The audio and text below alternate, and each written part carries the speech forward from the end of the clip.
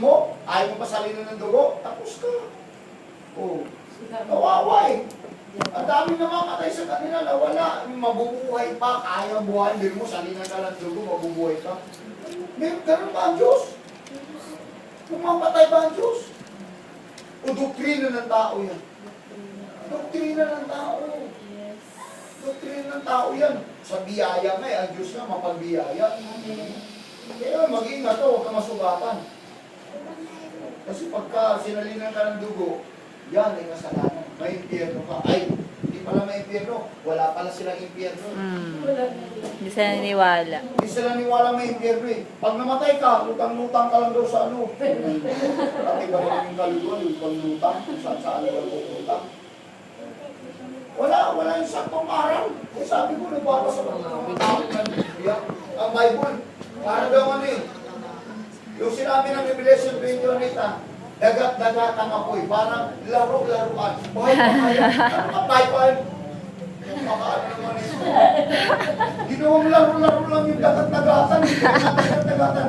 Dagat-dagatan daw, laro. Tinitwist pa yung Bible. Kunwaring dagat lang. Itutwist pa na parang bahay-bahayan rin. Walang impyerno. Kunwaring dagat lang. Wala kay impyerno. Tandaan mo lang. Sabi na kasi mamanahin daw nila yung lupa. Dito daw sila maniniran. O sige, manahin yung totoo. After 1,000 years pa nga, bago tayo babalik dito eh. Kaya nga kukunin tayo. Kasi yung lupa, lilinisin, susunugin eh. O sige, ikaw magmamana ng totoo. Kaya nga, let not your heart be troubled, believe in God, believe also in me. In my Father's house are many mansions. Bakit may mansion doon? Ito pala dadalhin eh. Bakit? Ayusin nga itong mundo eh. Yes.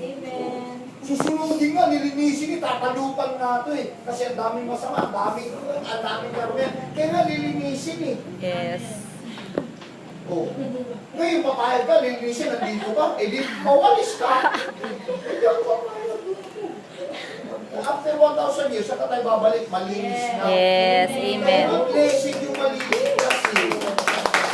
Blessing yung maliligtas, yun yung problema. Giroy mo, sige sa inyo.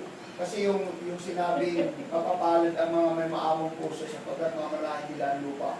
Oo naman, mamalahin mo naman talaga ang lupa. Pero ang tanong, lupa ba yun ng kasiraan o lupa na ng kalinisan yun? Malinis na yun. Sa kami yung mamanahin, pa kung mamanahin, hindi sa kanila yung ilaw eh. Kasi walang impyerno, walang rapture. Walang rapture, walang impyerno. Diretso sila sa lupa, o sige, bahala kayo.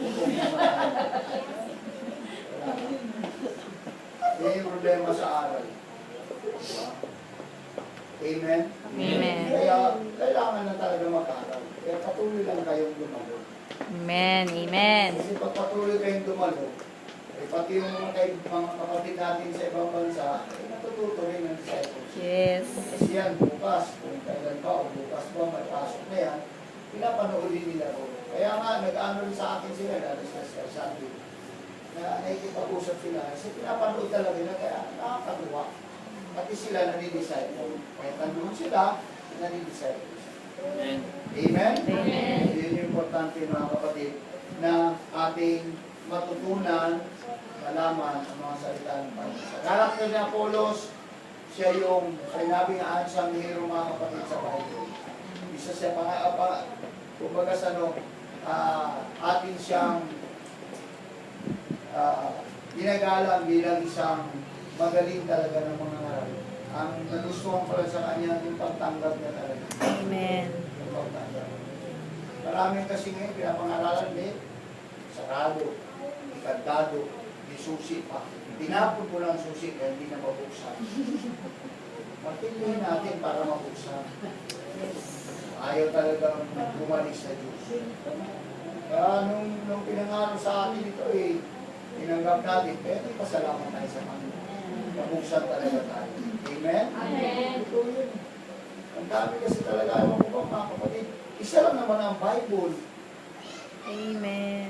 Isa lang ang Bible, pero hindi ko malaman kung paano yung unawa eh. Kasi ano yan, ito mga kapatid. Pag nagbasa kasi tayo ng Bible, pag mayroon tayong nakita isang talata, hanapan mo ng suporta. Amen. Hindi yung, sinabi nito. Nag-alay si Abraham ng kanyang anak. Kaya may nag-alay din mga kapatid kasi nabasa niya eh. Inalay din, pinatay niya sa gitna ng dagat. Pinatay niya anak niya kasi sinabi raw ng Diyos, iaalay daw eh.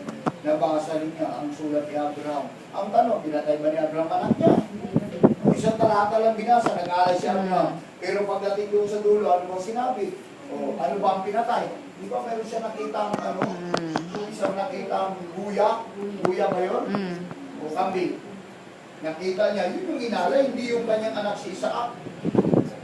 Problema, nabasa lang mga kapatid, tao si Kristo. Tao lang talaga. Sino si Kristo? Tao. Ano si Kristo? Tao.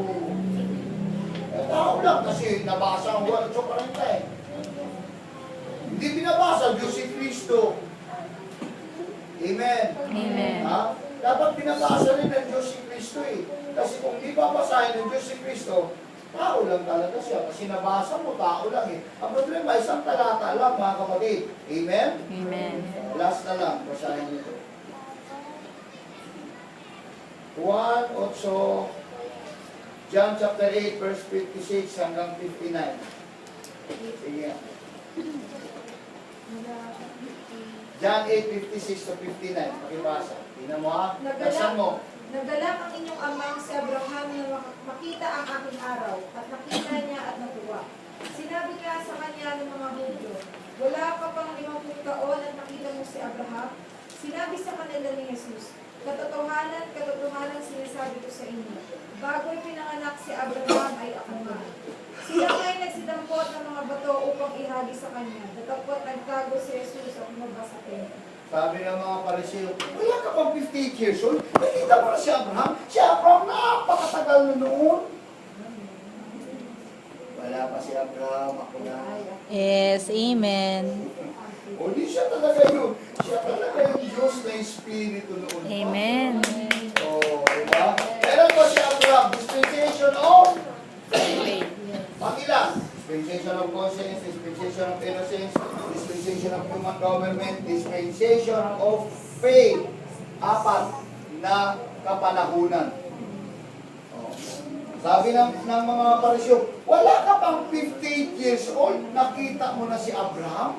Bago pinanganak si Abraham noon pa, ako na, kasi siya na yung Diyos ng dispensasyon ng konsensya, kaya dan at kaiba. Siya na yung Diyos doon. Yes. Kaya dumampot ang mga pinagpapatuloy siya kasi tao lang daw siya. Ganun ngayon. Pag nangaroon ka mga kapatid Diyos si Kristo, may babato sa'yo. Tao lang. Yes, amen. Ha? Amen? Amen. Okay, nawa, patuloy natin unawain mga kapatid at pag-aaralan ang mga salita ng Panginoon. Tumayo tayong lahat mga kapatid.